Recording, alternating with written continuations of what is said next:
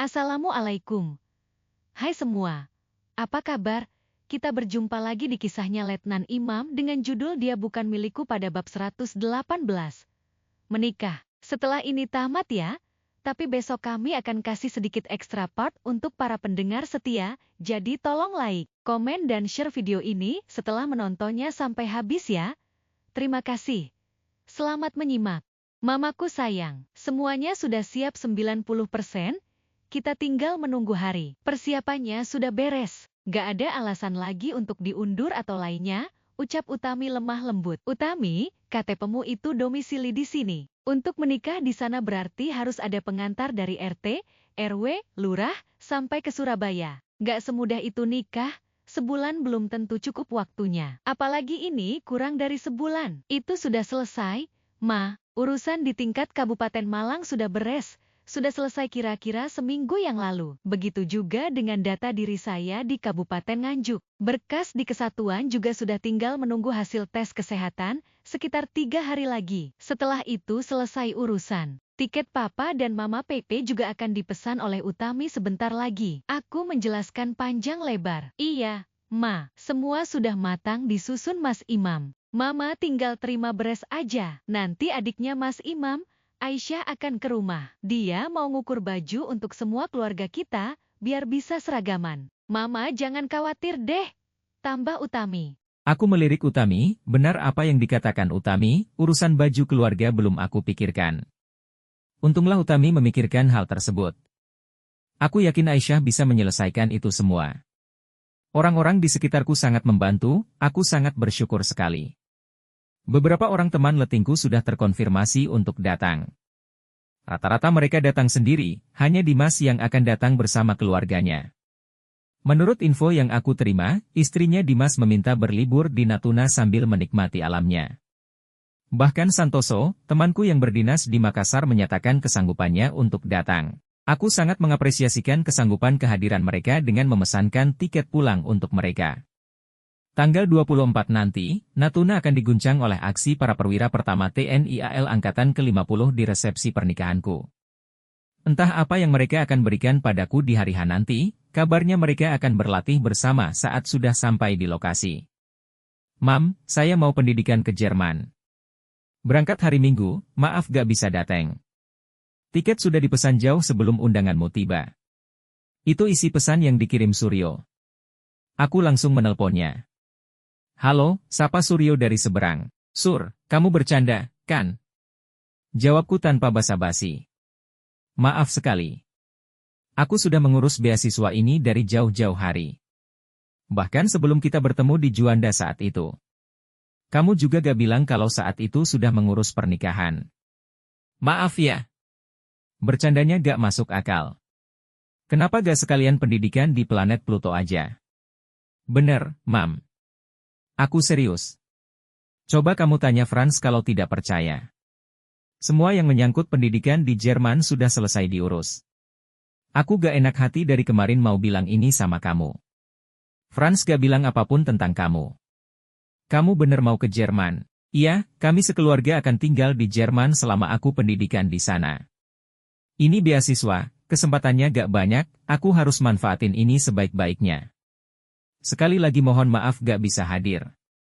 Aku terdiam, antara percaya dan tidak. Suryo termasuk cerdas, wajar jika memperoleh beasiswa, hal ini sudah dia idam-idamkan sejak dulu. Mam, panggil Suryo membuyarkan lamunanku. Iya, gak apa-apa.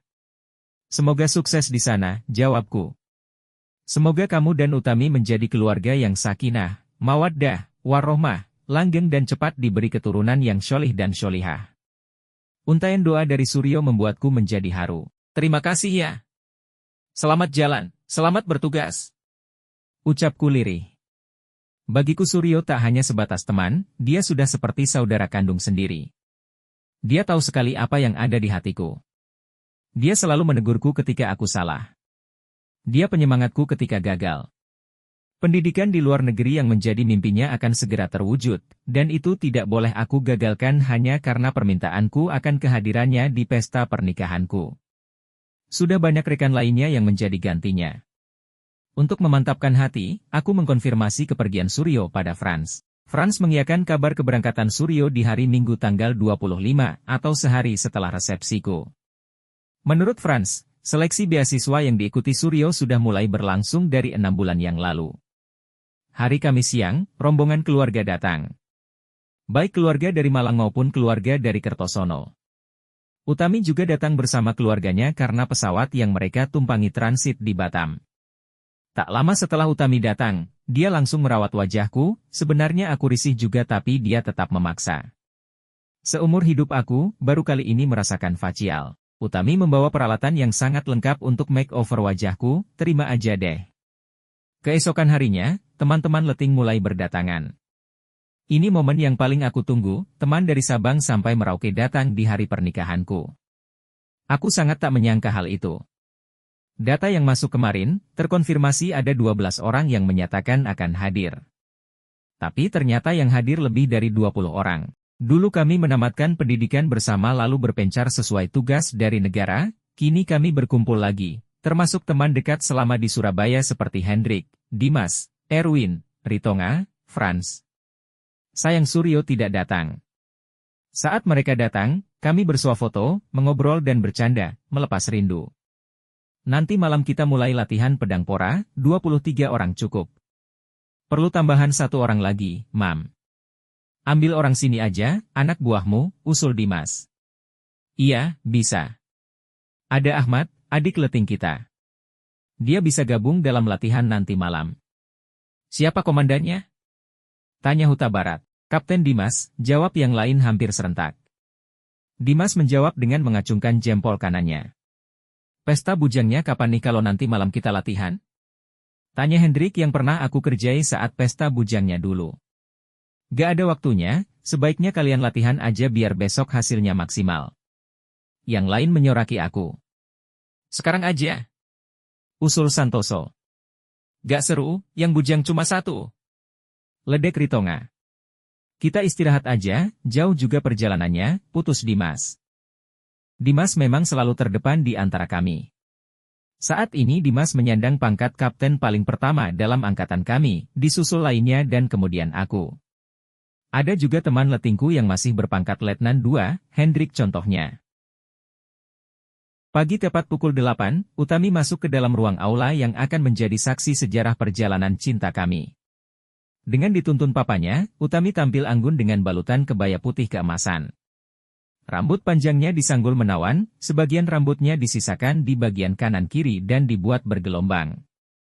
Sebuah mahkota menjadi pemanis riasannya. Di bagian bawahnya, dia memakai kain coklat keemasan. Dandannya cukup tebal, membuatku agak pangling dengannya. Akad ini dilangsungkan dengan saksi Mayor Ferdi selaku komandan komposit dan Hari, suami Natali yang pernah menabrakku ketika pertama kali bertemu Utami di Batam. Papa dan Mama terlihat sangat puas dengan jamuanku selama di markas. Begitu juga dengan bapak dan ibuku serta saudara-saudaraku yang lain. Masih lengkap dengan perhiasan yang sama ketika lamaran kemarin, dan kini keluarga Utami tetap tidak mau kalah bersaing dalam menggunakan perhiasan. Saya terima nikah dan kawinnya, Utami Puspita binti Hartono dengan seperangkat perhiasan berlian seberat 50 gram dibayar tunai. Kalimat sakral terucap dari mulutku sebagai awal dari kehidupanku yang baru. Sah. Jawab Mayor Ferdi yang diikuti oleh Hari. Beberapa tepuk tangan dan kalimat hamdalah menggema di aula besar yang telah terpasang dekorasi indah untuk resepsi nanti malam. Kemudian penghulu merapalkan doa yang diamini oleh semua peserta acara akad pagi ini. Acara dilanjutkan dengan sesi sungkeman pada kedua orang tua, lalu kami bersalaman dengan keluarga dekat. Ibu dan kedua adikku menangis bahagia, membuatku terharu. Setelah itu foto bersama. Suasana haru, bahagia, bercampur aduk menjadi satu. Momen sakral yang belum pernah aku rasakan, begitu menyentuh jiwa dan raga. Di penghujung acara, teman-teman mendekat dan mengucap selamat dan memberi doa restu untuk kami. Franz mengaktifkan rekam video dari gawainya, bagaimana rasanya, bro?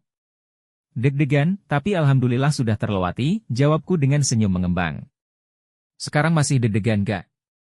Tanya Hendrik sambil menyentuh dadaku. Masih. Dikit.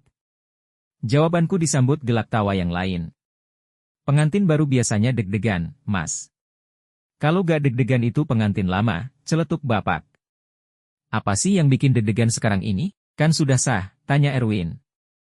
Masih harus ngafalin teks lagu buat acara nanti malam? Jawabku ringan. Dari tadi pengantin wanitanya diam aja. Gak lagi sariawan, kan? Ledek Hendrik. Ada juru bicara. Utami menunjukku tersipu. Hadirin dipersilahkan menikmati hidangan yang telah disediakan, suara milik pembawa acara memanggil semua untuk makan. Aku dan Utami ikut mempersilahkan para tamu undangan menikmati sarapan pagi. Aisyah dengan cekatan mengambilkan makan untukku dan Utami. Makanya di sini aja ya, Mas, Mbak. Terima kasih, tahu aja Mas sudah lapar. Aku menerima 2 piring yang sudah lengkap dengan berbagai lauk pauk. Banyak sekali ngambilnya, makanku nggak sebanyak ini, kata Utami seraya menerima piring dari Aisyah. Aku tersenyum, lalu mengambil sebagian nasi dari piring Utami ke piringku.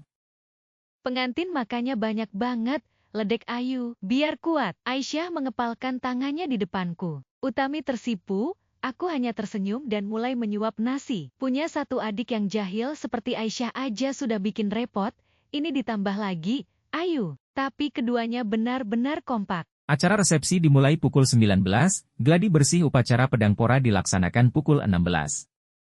Hanya 2 kali pengulangan, kami terlihat sangat terlatih. Utami yang biasanya berisik, kini lebih banyak diam, anggunnya semakin terlihat, auranya membuat aku semakin yakin pada pilihanku ini. Tepat pukul 19, aku dan Utami turun dari mobil pengantin menuju ke dalam aula di mana tempat resepsi akan dilaksanakan. Lengkingan suara Dimas memimpin upacara ini tidak diragukan sama sekali. Perlahan aku dan Utami memasuki gedung. Pedang yang diusung oleh peserta kami lewati satu persatu dengan hikmat. Wajah serius dari teman-teman saat mengusung pedang membuatku tegang. Tapi, UPS. Di ujung paling depan sebelah kanan aku melihat Suryo mengusung pedang terakhir. Bikin surprise rupanya dia, bilang gak datang, ujung-ujungnya datang juga. Tiba di pelaminan, saatnya aku tampil menyanyi. Seseorang memberikan aku mic, agak grogi juga menyanyi di depan orang banyak dengan suara fals. Aku mendehem mengurangi rasa grogi. Dengarkanlah, wanita pujaanku. Malam ini akan kusampaikan hasrat suci kepadamu, Dewiku. Dengarkanlah kesungguhan ini. Aku ingin mempersuntingmu. Tuk yang pertama dan terakhir. Jangan kau tolak dan buatku hancur. Ku tak akan mengulang, Tuk meminta. Satu keyakinan hatiku ini. Akulah yang terbaik untukmu. Selesai menyanyikan satu buah lagu aku kembali ke pelaminan, lagi. Para tamu undangan memintaku untuk menyanyi lagi. Lagu apa lagi? Satu lagu itu aja ngapalinnya lama banget, sambil nyontek pas nyanyinya karena takut salah. Bagaimana para mempelai? Tamunya minta dinyanyikan lagu lagi nih. Balas MC acara ini, Utami menganggukkan kepala lalu menadahkan tangannya, pertanda meminta mic. Kamu mau nyanyi apa? Bisikku pelan. Kita ke panggung sana ya. Ajak Utami. Aisyah dan Ayu kompak membantu memegangi gaun Utami yang panjang menjuntai ke arah panggung. Wismen say, all fools rush in, but I can help falling in love with you. Shall I stay? Would it be a sin if I can help falling in love with you? Suara lembut dan menyayat hati milik Utami membuatku terpana, lampu ruangan dipadamkan, sedang lampu sorot mengarah ke panggung, tempat kami berdiri saat ini. Aku menghayati tiap kata dari lirik lagu yang dinyanyikan Utami, indah. Kemudian acara dilanjutkan dengan sambutan, ramah tamah, makan dan foto bersama. Malam ini sungguh luar biasa. Para tamu undangan satu persatu menyalami dan memberi doa restu, tak terkecuali Mayor Ferdi sang komandan yang absurd. Kenji dan teman-temannya juga datang, mereka memberi aku dan Utami kalung dari mayang kelapa hasil anyaman mereka, sungguh unik. Wanti sebagai personil yang bertanggung jawab atas hidangan pada tamu di mes datang bergandengan dengan Ahmad. Para warga yang mengenalku juga banyak yang datang, aku beruntung tinggal di lingkungan ini, warganya baik dan sangat terbuka denganku, aku merasa mereka seperti saudara di perantauan. Para tamu datang membludak hingga keluar aula, untungnya WO acara ini mengatasinya dengan cepat, hidangan tersebar baik di dalam maupun di luar ruangan. Antrian para tamu yang akan berfoto dengan kami mengular panjang, mereka tampak sangat antusias. Pada pukul 20:20 para tamu banyak yang telah meninggalkan ruangan. Suasana mulai lengang. Wio mempersilahkan keluarga untuk meninggalkan ruangan, sementara aku dan Utami diminta tetap di tempat karena mungkin ada tamu yang telat datang. Belum juga bapak, ibu, papa, mama dan adik-adik keluar gedung. Aku disergap teman-teman dan digotong ke tengah ruangan. Kali ini aku benar-benar pasrah. Suara yel-yel khas korps marinir menggema. Bapak, ibu dan yang lainnya batal keluar gedung dan turut menyaksikan pelepasanku dari masa bujang ke masa selanjutnya. Ternyata teman-teman telah bekerja sama dengan pihak WO untuk hal ini. Utami juga ditarik ke tengah ruangan lalu kami bernyanyi bersama. Terima kasih untuk semuanya. Akhirnya aku menikah juga, setelah lama memilih wanita yang cocok dan menyesuaikan hati dalam momen yang tepat. Kini Dr. Utami sah menjadi istriku. Tamat. Terima kasih para pemirsa. Mohon maaf atas segala kesalahan dalam naskah ini. Jika berkenan kiranya, kami akan menambahkan ekstra part selanjutnya. Salam hormat, Kapten.